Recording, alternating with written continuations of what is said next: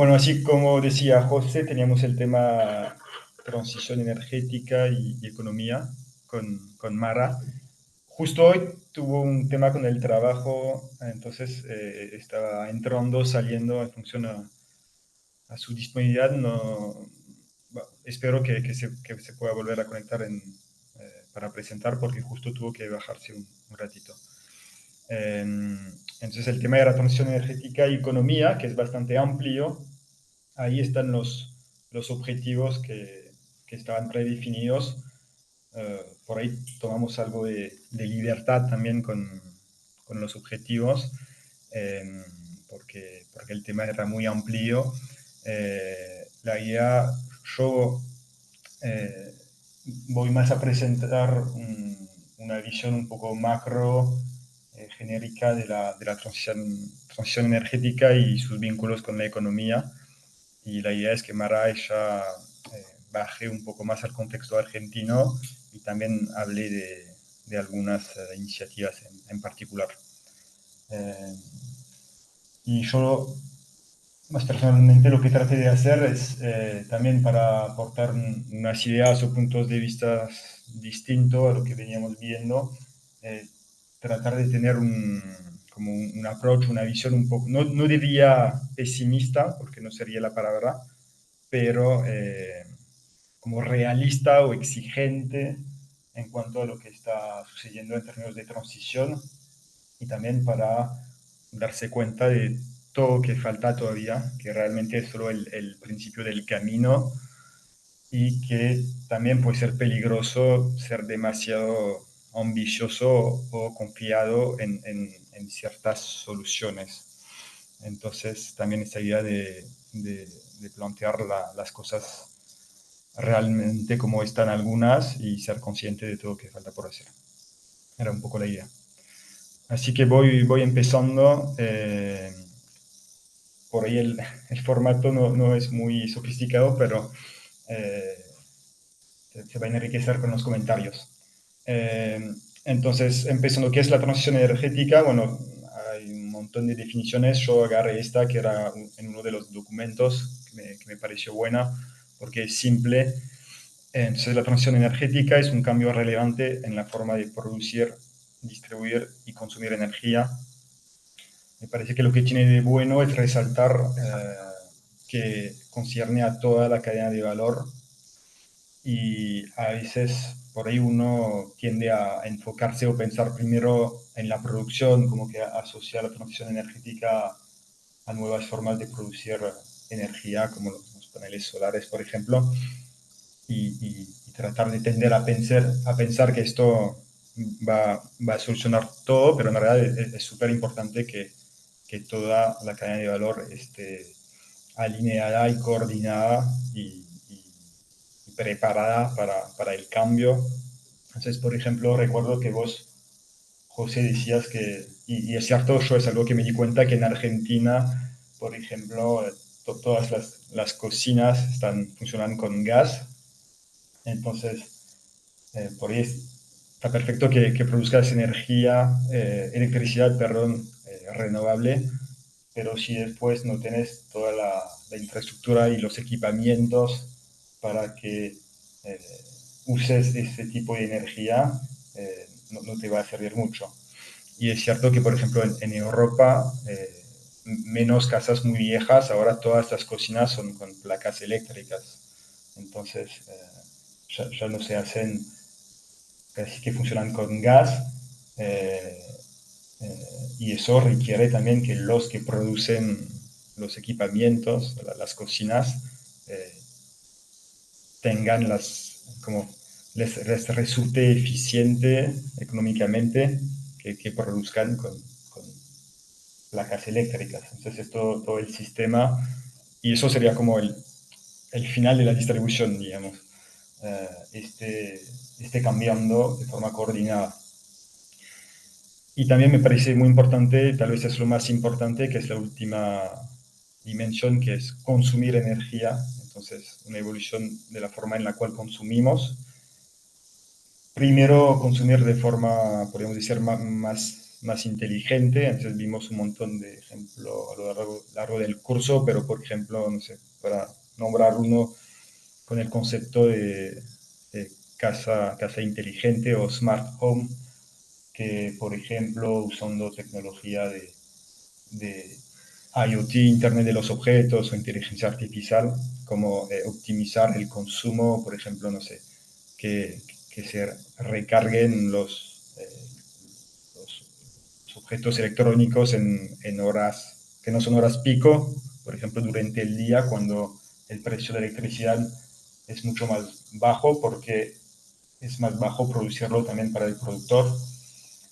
Entonces, por ejemplo, en la tarde, por ejemplo, si hay energía solar, entonces donde más se produce energía solar, si la consumís en el momento, no tenés que estoquearla y resulta bastante eficiente. Entonces, una casa inteligente, aunque vos estés, no sé, trabajando fuera de tu casa, se pueden activar las cosas para tratar de consumir la energía en el mejor momento. Y deben haber muchos otros ejemplos, obviamente. Pero yo creo, y no sé si cómo lo pensaron con esta frase, pero tal vez lo más importante, del cual se suele hablar muy poco, es también consumir menos, encima de consumir distinto de forma más inteligente y eficiente. O sea, tenemos que consumir menos energía, lo que podríamos llamar sobriedad energética, y la verdad es que por mucho que mejoremos un montón de cosas, la tecnología y demás, si tampoco tenemos el objetivo de consumir menos, de ser más frugal en nuestro consumo, eh, va a ser muy difícil llegar. Y por ejemplo, en el framework que hemos trabajado hace poco de cómo llegar al 0% de emisiones, decía, no sé, 25% va a ser gracias a los renovables, 25% gracias a la conservación y eficiencia, 10% hidrógeno, 5% captura, no me acuerdo. No había, no contemplaban una pata que era consumiendo menos, o sea, bajando nuestro consumo de energía.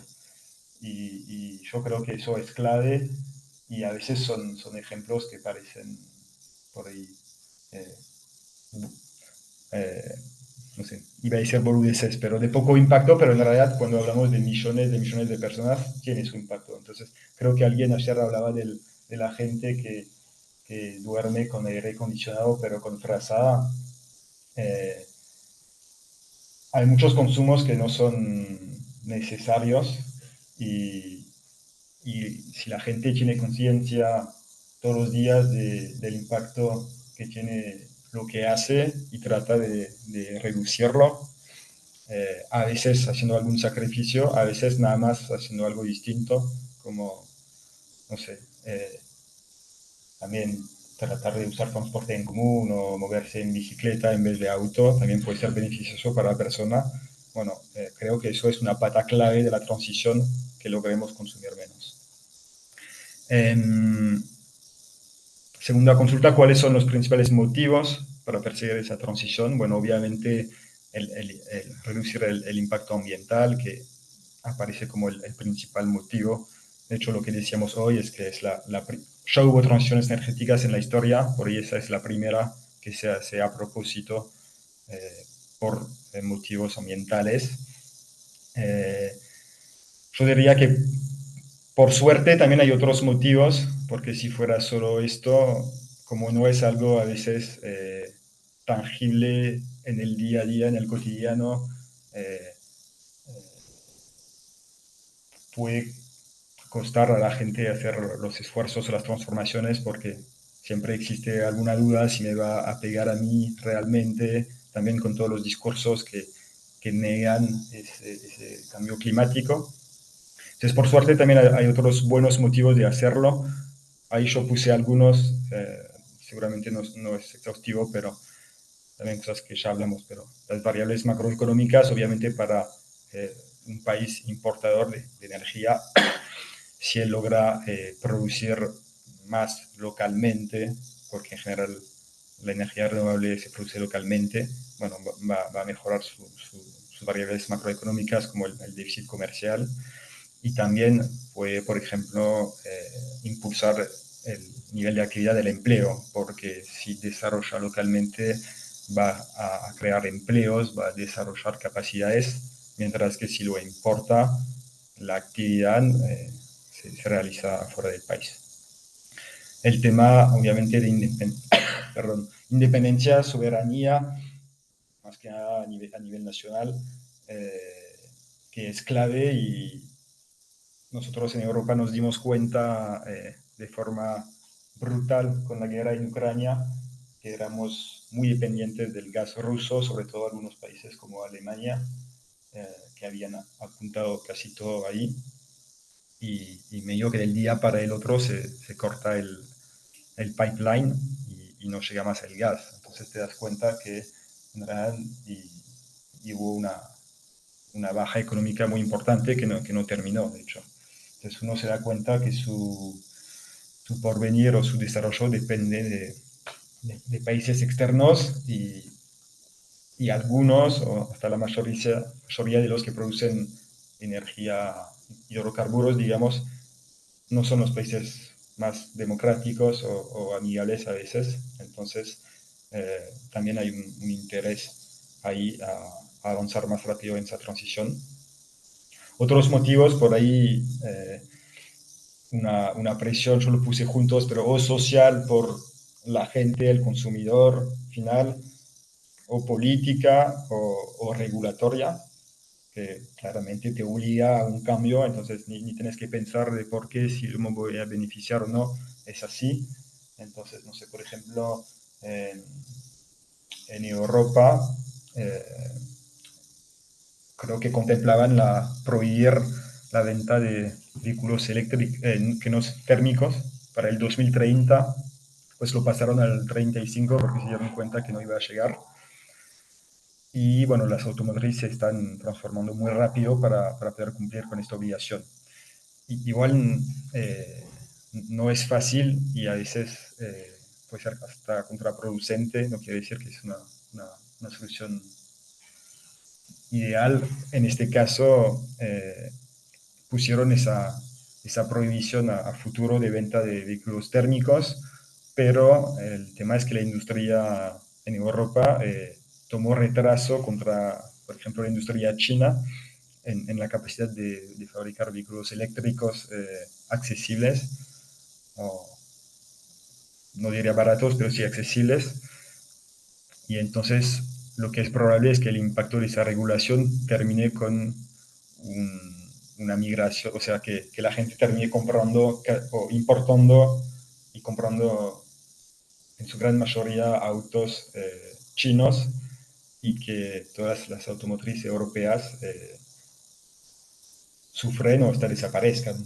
Entonces, cuando tu propio país o continente te pone una regulación que tiene como impacto la destrucción de tu industria, tampoco es lo ideal.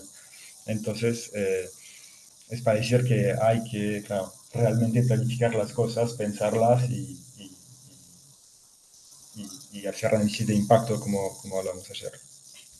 Y como último puse, ¿qué puse? Claro, también ahí más para, perdón, un país productor de hidrocarburos, si se ve que su stock que tiene de hidrocarburos, que representan, no sé, 60 o más por ciento de sus ingresos nacionales, y todo su modelo de desarrollo depende de estos ingresos, y ve que, porque todos los stocks van disminuyendo, entonces un país así puede también tener la obligación de transformar, de evolucionar hacia una transición energética para poder mantener su nivel de desarrollo económico.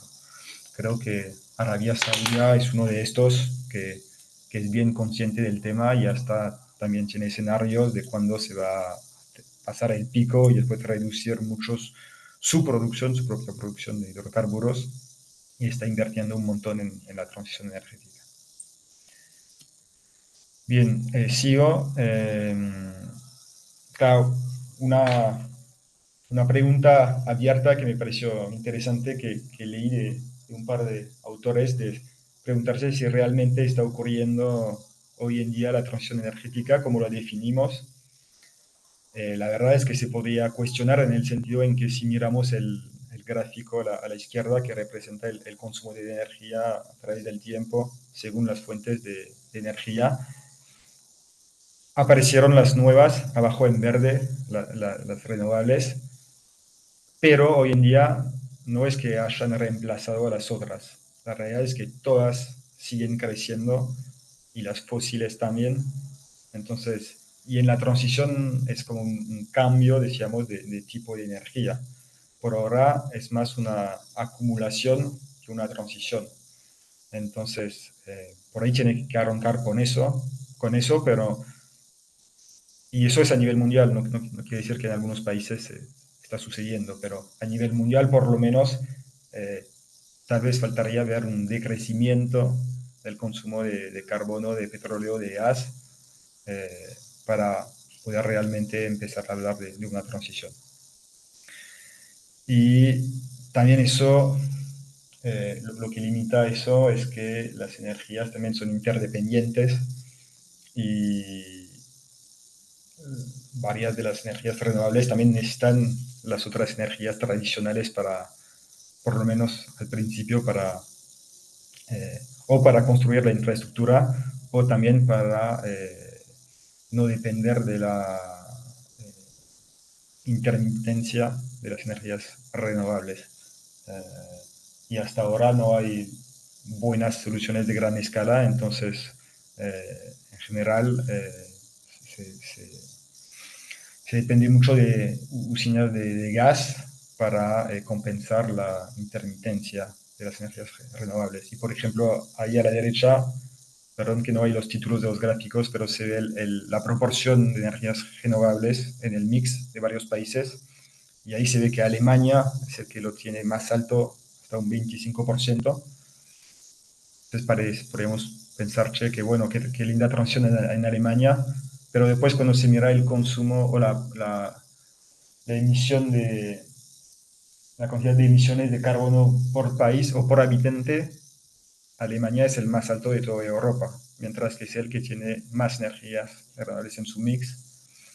El tema es que lo tiene que compensar con muchísimo gas y en Alemania decidieron salir de lo nuclear eh, por, liderado por gobiernos ecológicos, pero por ahí no hicieron bien los cálculos o fue más dogmático que otra cosa. Entonces, al no poder contar con energía nuclear, contan con gas que lo necesitan mucho para la intermitencia y terminan, claro, como decía, emitiendo mucho más, por ejemplo, que Francia, que tiene un parque nuclear muy grande y menos energías renovables, digo, de las nuevas, digamos. Eh, Siguiendo otra consulta, entonces ya lo hablamos un poco, pero ¿cuáles son los principales obstáculos para que sea más rápida esa transición energética o que podamos generar dudas si realmente lo vamos a lograr o no? Cosas que ya vimos, hay una relación directa entre el consumo de energía y el crecimiento del PBI.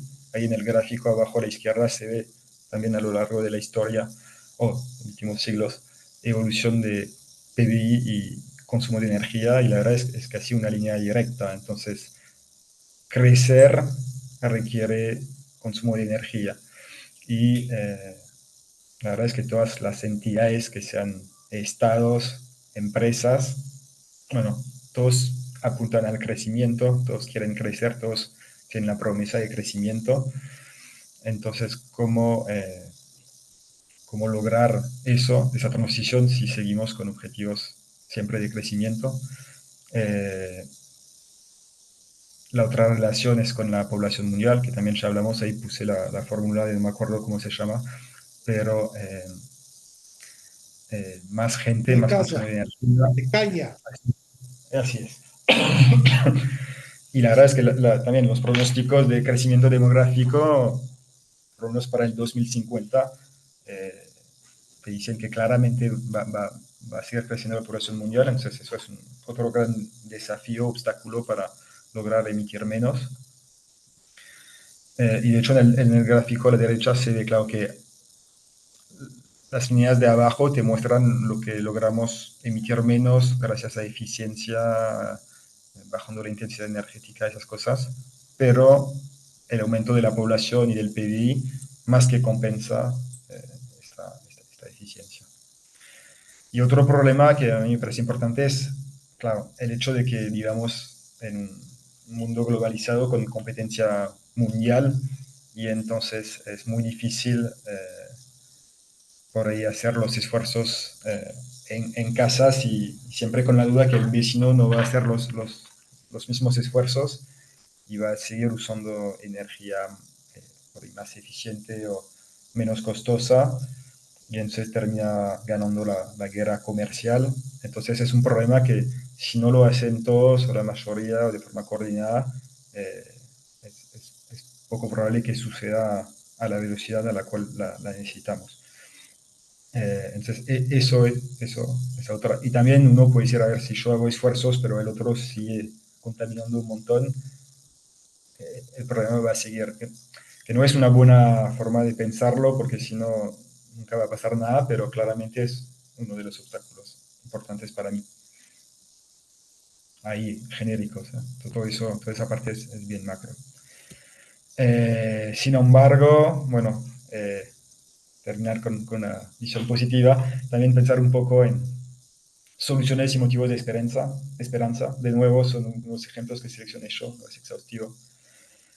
Pero bueno, todas las iniciativas globales, justamente para contrarrestar este problema de que es un problema mundial y que unos pueden ser pasivos por miedo que los otros no hagan los mismos esfuerzos. Entonces, todo lo que, o sea, el Acuerdo de París y demás, y todas las regulaciones que se pueden tomar a nivel internacional, tienen que formar parte de la solución. Eh, lo que decía de los consumidores finales, para mí eso es clave. Si realmente la gente tiene la conciencia y hace los esfuerzos, a veces sacrificios, siempre las empresas se adaptan y los modelos a lo que pide el consumidor final. Así que acá, gran responsabilidad de la gente.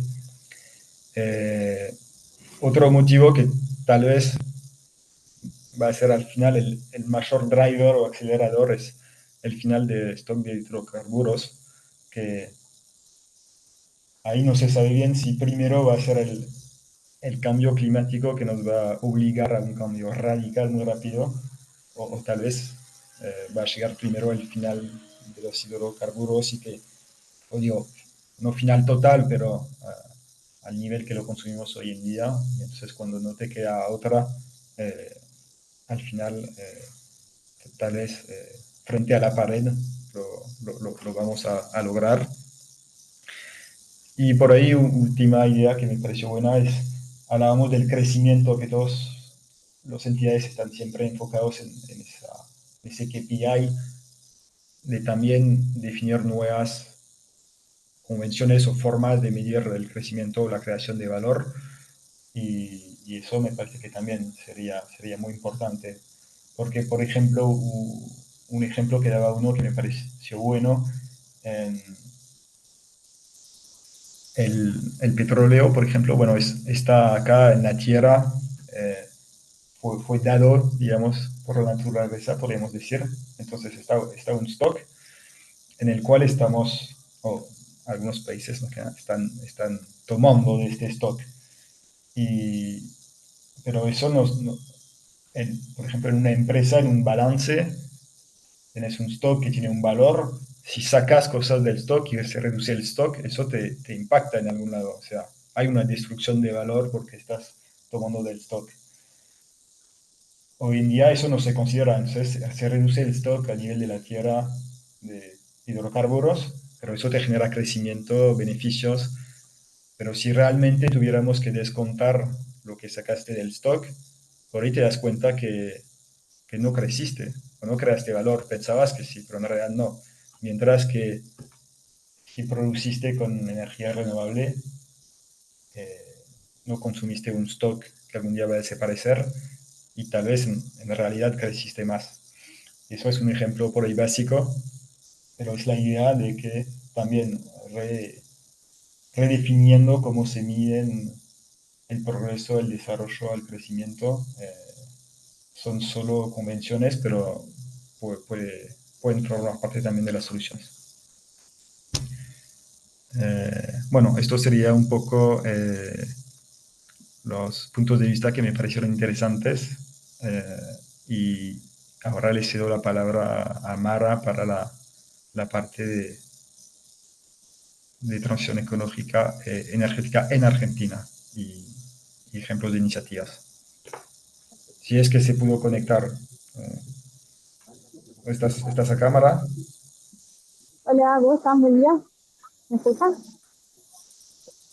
Porque estoy en la casa y no se escucha muy bien, estoy trabajando. Hola, hola. Sí, yo te escucho, un poco bajito, pero se escucha. Sí, No sé si Mara, te los demás. escuchamos. Sí, Sí, Mara, sí, se te escucha, escuchamos. se Sí, escucha se bien. escucha, se escucha. Sí, disculpen, pero estoy trabajando y no había reemplazo y hoy estoy con los dueños, así que no me podía zafar. Así que bueno, voy a tratar de hacer todo lo más breve posible y espero que se escuche. Bueno, siguiendo con lo de la que decía Anthony, el tema de los hidrocarburos, vimos que la matriz energética de Argentina tiene un 85%, está constituida por combustibles fósiles, por lo que hace que sea un modelo totalmente extractivista y que eh, genera conflictos socioambientales, como ya lo hemos visto en distintos lados del país, como en el norte con los desmontes, acá en Mar del Plata con la sector, en las provincias cordilleranas con el tema de la minería, y eso hace que sea difícil la transición energética acá en nuestro país, y que también trae aparejado con temas de aumenta la desigualdad, hay conflicto de intereses, en materia política también se ve afectado por ese conflicto social y ambiental, y obviamente también afecta a la economía. Gracias a la otra, Anthony. La siguiente, perdón. Por favor. Ah, perdón, ahí va. Y si bien aún, aunque la matriz energética de Argentina esté basada en los combustibles fósiles, hay un plan hacia la transición energética y a través del Plan Nacional de la Transición Energética para el 2030, con algunos escenarios para el 2050 también, en donde lo que se busca es aumentar la participación de las energías fósiles, de los autos eléctricos, disminuir las emisiones de carbono y de estar más alineados al Acuerdo también de París y todo lo relacionado al cambio climático, aunque bueno, como decíamos, se hace muy difícil justamente por ese modelo todavía extractivista basado en hidrocarburos y demás. Siguiente, por favor.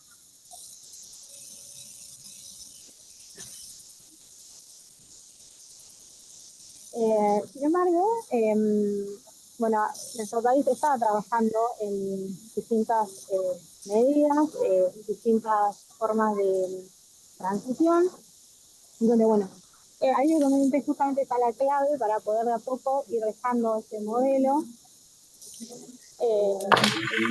Bueno, vimos ahí que las energías renovables representan el 8,5%, es muy bajito, eh, pero bueno, lo que se debería trabajar más es en las más energías renovables, energía solar, combustible, litio, la generación distribuida, y etcétera.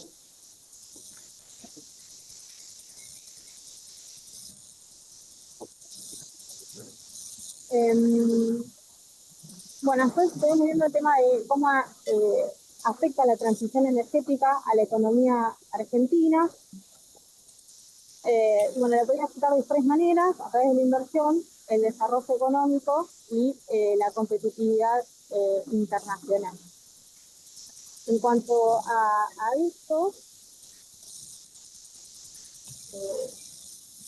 podemos decir que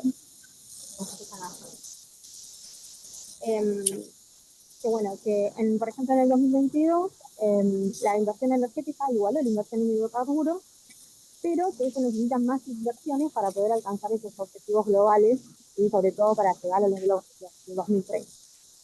En cuanto al desarrollo económico, vimos que la generación de la energía eléctrica puede conducir a un mayor crecimiento económico, pero la mayor parte de esta generación sigue siendo producida por fuentes fósiles. Y en cuanto a la competitividad internacional, dijimos que, bueno, que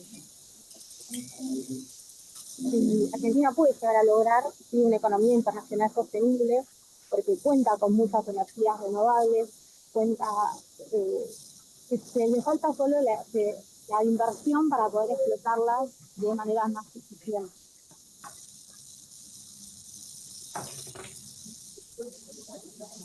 La próxima, por favor.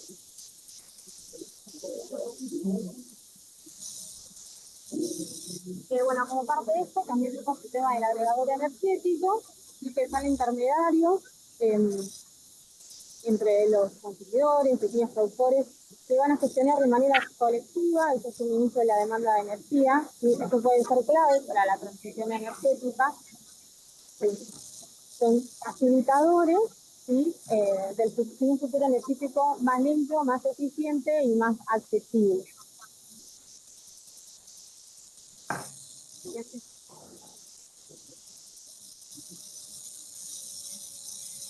Bueno, lo que tiene es que tienen tres ventajas: optimizan el consumo y la producción, reducen costos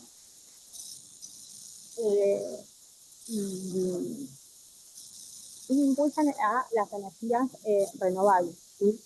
Que como decimos, ayudan a crear una integración más eficiente, ¿sí? Y también ayuda a que tenga una mejor flexibilidad y gestión de la red. Siguiente, por favor.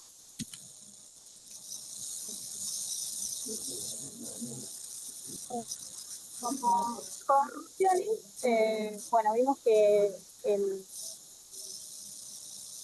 sistema energético argentino está muy basado en las energías fósiles y tiene un porcentaje muy mínimo de las energías renovables, y en donde la explotación de los recursos naturales es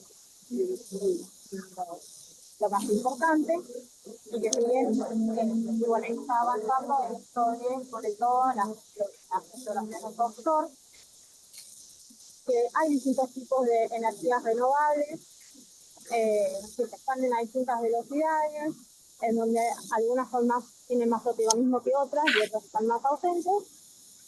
El principal desafío que se afronta es financiero, porque hay faltas de fondos para la inversión sobre esas energías renovables, y también que las empresas hidrocarburíferas reciben subsidios a la actividad petrolera, y si dejaran de recibirlos, quizás esos subsidios se podrían destinar a otras fuentes más eficientes y sustentables. Y que bueno, la transición energética y el cambio climático, ¿no?